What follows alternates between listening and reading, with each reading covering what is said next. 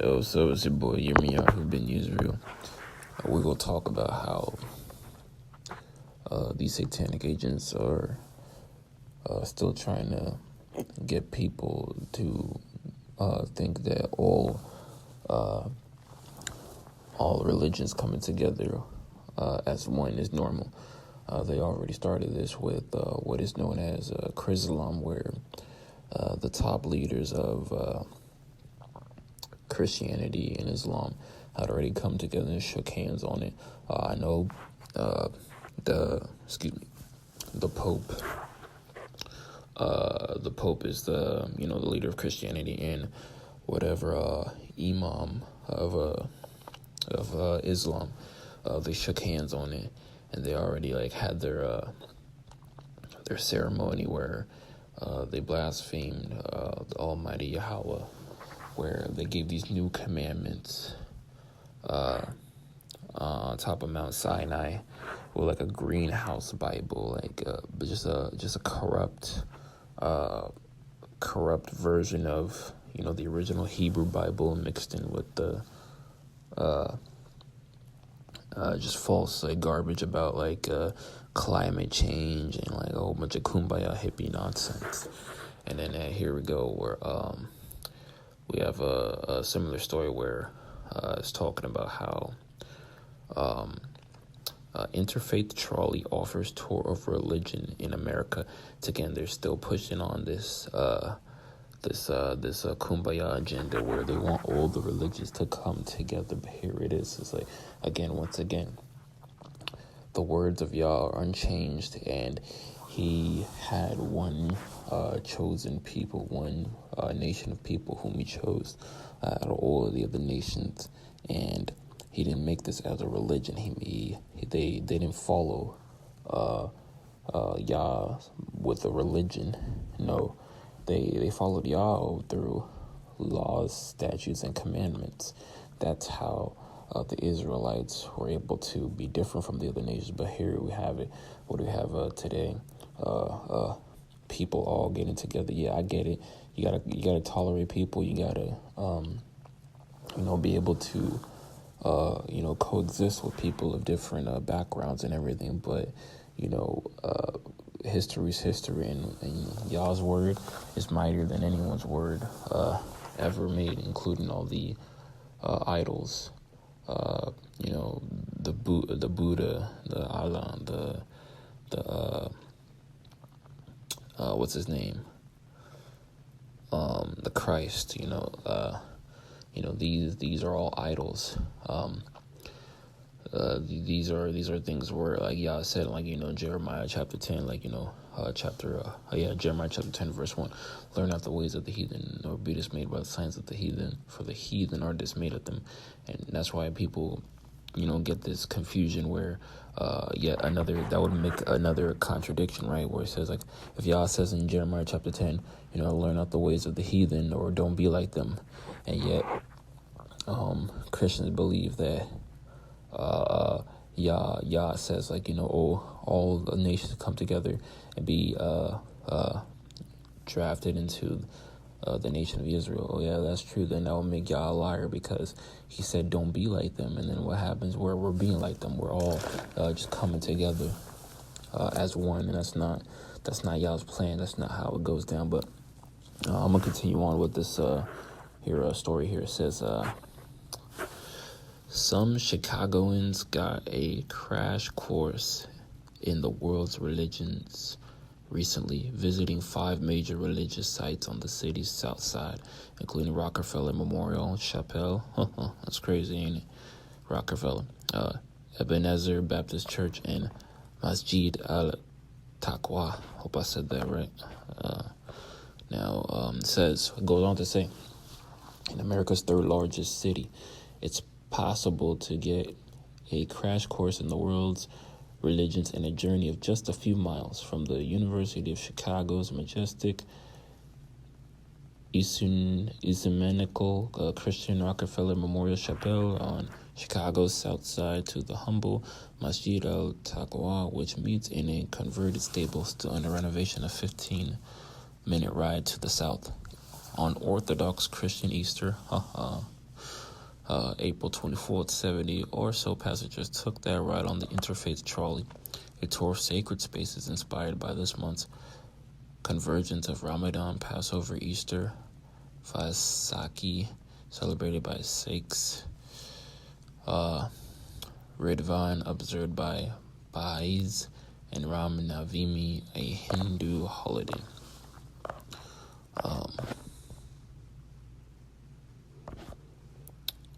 It goes on to say, perhaps more reminiscent of speed dating than a comparative religious course. The tour made brief stops at 5 religious sites across southeast Chicago, hearing from a series of faith leaders and lay people from different religious groups. Sponsored by local faith institutions such as American Islamic College, the Lutheran School of Theology, Chicago Theological Seminary, the Parliament of the World's Religions, and the Hyde Park and Kenwood Interfaith Council. The trolley was intended to promote interfaith understanding and cooperation. This was a beautiful event, far more beautiful than I expected, said Kim Schultz, coordinator of creative initiatives at the Interreligious Institute, part of Chicago Theological Seminary. The words shared and the community shared really struck my heart. This is an incredible opportunity to come together to educate our communities and shape the public narrative about what it means to live well together amidst our religious and cultural diversity and difference, organizers said in announcing the event. At the Rockefeller Chapel, Meir Kaur, the leader of the Sikh Student Association, gave an overview of Sikh practices and explained that Sikh gurus were to overcome India's caste system. A Hindu student told participants about Ram Navami, a Hindu holiday that fell on April 10th, that celebrates the birth of Lord Rama, whose story is told in Ramayana. Shraddha Jain, a Jain student, spoke of her faith's beliefs and the April 14th festival of Mahavir Jayanti, marking the birth of Jainism's founder. At Ebenezer Baptist Church, Patricia Butts, the church's clerk, recounted the congregation's musical history.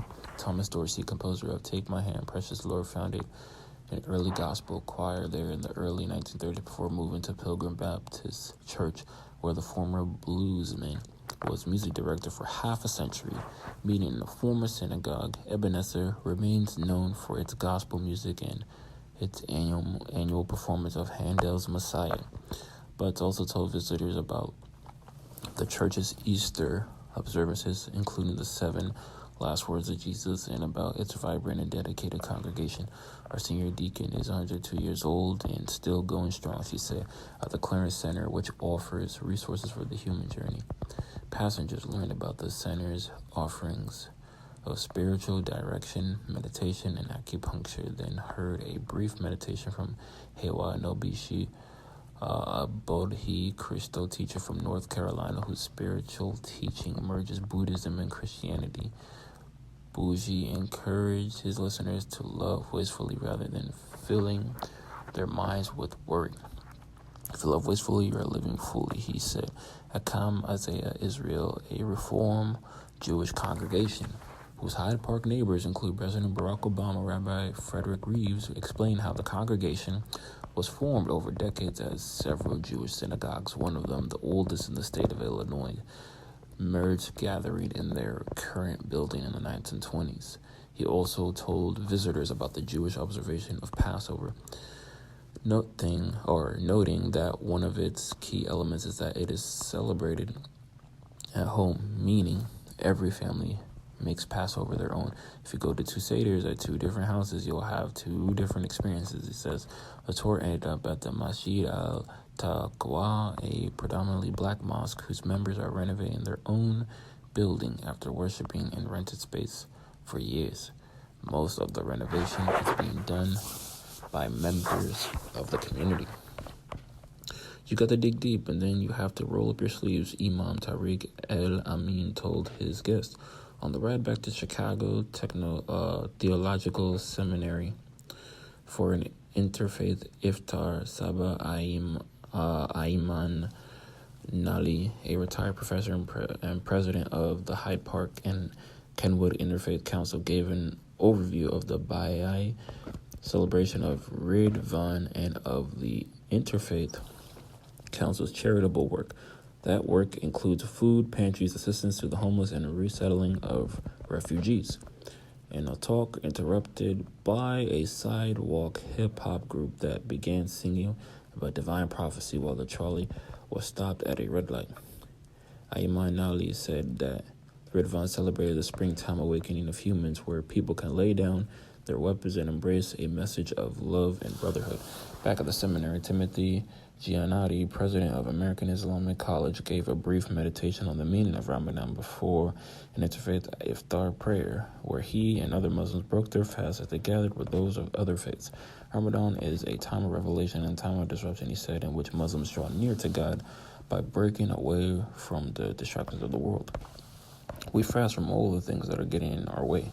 He said, we fast from our own sense of egocentric centrality in the universe. We fast from the habits of minds and habits of being that get in our way or in other people's ways in terms of the spiritual life.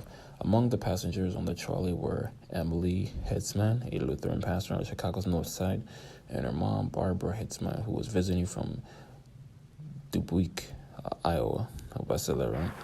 Emily Hitzman said the event was a reminder of our common humanity and that people of different faiths should have much in common. Her mom agreed.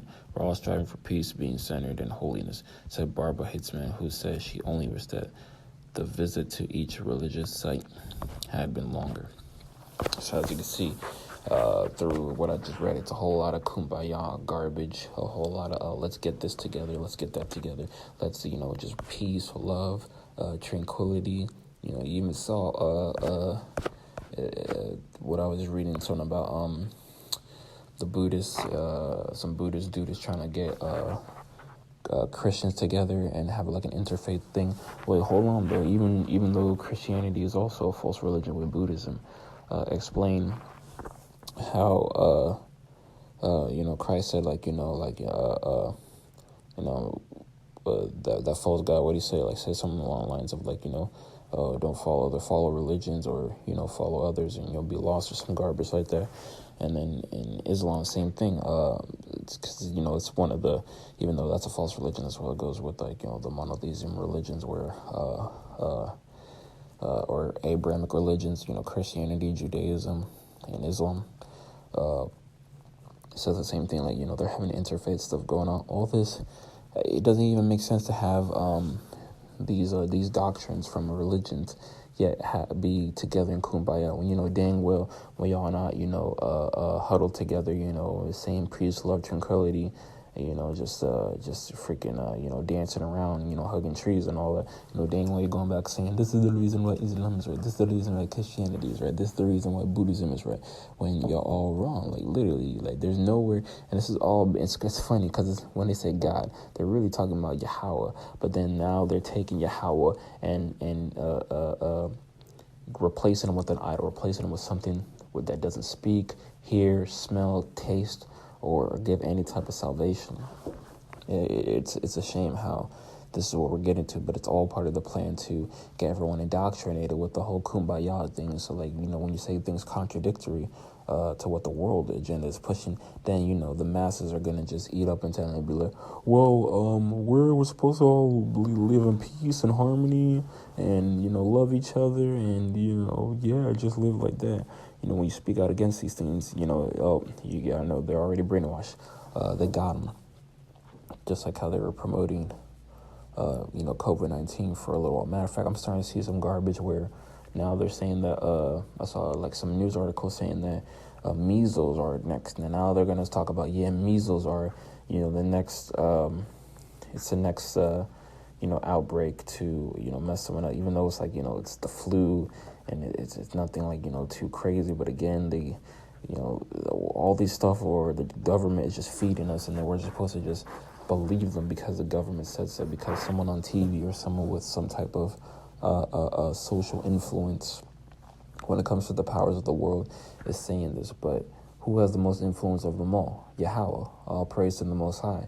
He's the one who influences everyone. For he made the trees, the stars, the heavens, a man, woman, all of that. He literally created everything in existence, and just to continue to divert away from the true God, the true Savior, is absolutely insane. But yeah, just wanted to touch on this little article about this whole interfaith garbage, where it's crazy, because wouldn't you think that even if you are like one religion, like you're praying somewhere else, like it's everywhere. It's at the job sites, it's in public transportation, it's everywhere. It's a whole kumbaya experience, and it's like, wouldn't you want to have your own area of prayer anyway, not just something where you could share? Because aren't you going to think, like, from a logical standpoint, that you're going to be like attaching yourselves to demons, other people's energy, and that could like latch onto you? Come on,